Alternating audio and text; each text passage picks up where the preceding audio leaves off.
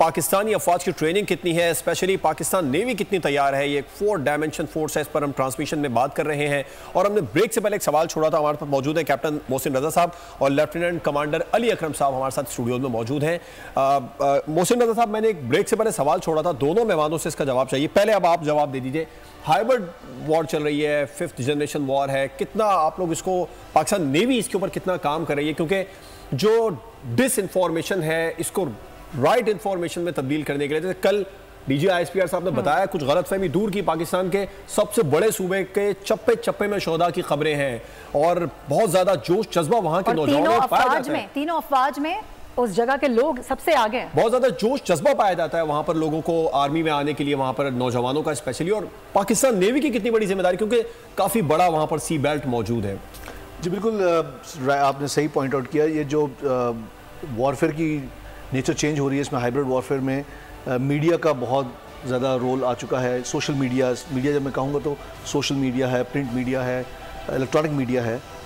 इसमें जो information travel कर रही है उससे परसेप्शंस, मिसपरसेप्शंस और फेक न्यूज़, राइट न्यूज़, इसके दरमियान जो है वो फ़र्क करना मुश्किल हो गया। इसीलिए कुछ ऐसे अनासर होते हैं जो कि जानबूझ के डिप्रेसिव किस्म की रिपोर्टिंग करना शुरू कर देते हैं या न्यूज़ में देना, सोशल मीडिया में देना शुरू कर देते हैं, जिससे कौम की जो हिम्मत है वो टूट सके।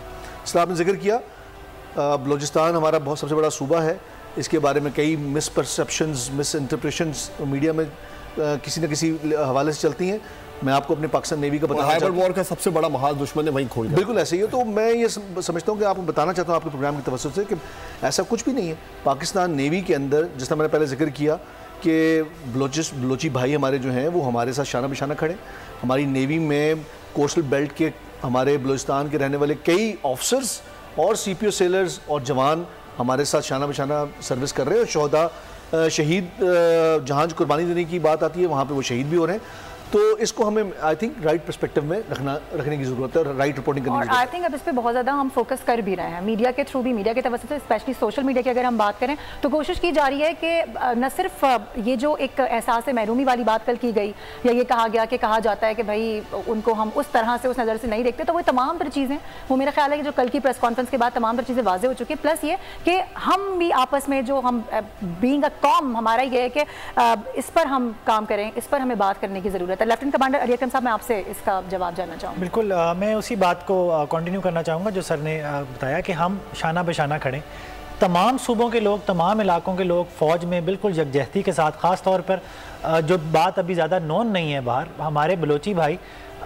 फ़ौज में शामिल हैं, ऑफिसर रैंक में, सेलर रैंक में, सिपाही रैंक में, हर जगह मौजूद हैं और बहुत अच्छा किरदार अदा कर रहे हैं, बड़ा मजबूत किरदार अदा कर रहे हैं। मेरे अपने शिप के ऊपर मेरे पास बहुत अच्छे अफसरान और बहुत अच्छे सिपाही जो बलूचिस्तान से ताल्लुक़ रखते हैं और माशाल्लाह वो बाकी सब से साथ उनके शाना बशाना काम कर रहे हैं और बड़ा अच्छा किरदार अदा कर रहे हैं। ये बात शायद इतनी बाहर लोगों को मालूम नहीं होती, लेकिन मैं ये ज़रूर बिल्कुल हमारे साथ हैं और तमाम इलाकों के लोग बिल्कुल एक साथ मिलकर काम कर रहे हैं। अच्छा, आखिर में एजुकेशन के हवाले से जरा हम एक छोटा सा सवाल, एकेडमिक क्वालिफिकेशन के हवाले से हम बात कर रहे थे अभी ब्रेक में, जिस तरह से आपने बताया कि हम इतना ज़्यादा पढ़ते हैं कि लोगों को पता ही नहीं होता कि हम इतना ज़्यादा पढ़कर और तमाम तर चीज़ों को पूरा और साथ रखते हुए, ड्यूटी पे रहते हुए ये सब कुछ करना। और फिर मैं ख्याल आप बता रहे थे कि प्रोफेसर्स और इसके अलावा साथ साथ PhD भी होते हैं। जी, खास तौर पे ये जो एक गलत फहमी है, तो बताया जाता है कि FA करके आप हाँ, तो आप मिसकंसेप्शन है कि आप फौज में जाएंगे तो आपकी पढ़ाई से जान छूट गई और अब पढ़ना नहीं पड़ेगा। इसके बिल्कुल बरक्स है हकीकत। फौज में आके आपको इतना पढ़ना पड़ता है कि शायद आपको बाहर किसी भी पेशे में इतना पढ़ना ना पड़ता। बजाते खुद मैं 2 मास्टर्स मैंने किए हुए, सर भी यहाँ बैठे हैं 2 मास्टर्स किए हुए। मेजॉरिटी फोर्सेस के ऑफिसर्स इस तरह के डबल मास्टर्स, PhDs वगैरह हर किसी का इसी तरह का स्टेटस हो। ये करवाया जाता है, एम्फसाइज किया जाता है इसके ऊपर। इसके बगैर देखें ना, गुजारा इसलिए नहीं है क्योंकि जिस तरह नेचर ऑफ वॉरफेयर चेंज हो रही है, you have to be technically sound to understand the nature of warfare, और उसके लिए ज़रूरी है कि आपको डिसीजन मेकिंग के लिए आपका एजुकेटेड होना ज़रूरी है। तो ये हमारी ट्रेनिंग का पार्ट है कि इस सर्टन रैंक में आपको रिक्विजिट नॉलेज और जो डिग्रीज हैं वो करवाई जाए। बिल्कुल ठीक है, जदीद तरीक़े और जदीद अतवार के साथ पाकिस्तान नेवी हमारी अफवाज चल रही हैं। आखिर में ज़रा शॉर्टली कमेंट चाहूँगा, पाकिस्तान नेवी कितनी तैयार है किसी भी किस्म के हमले के लिए? देखिए, पाकिस्तान नेवी बल्कि 200% तैयार है किसी भी हमले को अप्रोप्रिएटली रिस्पॉन्ड करने के लिए। हमने पिछले जितनी भी हमारी जंगें हुई या जो छोटे लो इंटेंसिटी कॉन्फ्लिक्ट्स हुए, चाहे वो पुलवामा का इंसिडेंट था या जब उड़ी का इंसिडेंट हुआ, जब थोड़ी टेंशन्स बॉर्डर बढ़ी, हमने दुश्मन को ये दिखाया कि हमारी मुसल्लह फ़ौज बशमूल पाकिस्तान नेवी के अपने उसकी किसी भी जारियत का जवाब देने के लिए तैयार है, तभी वो रुक गए।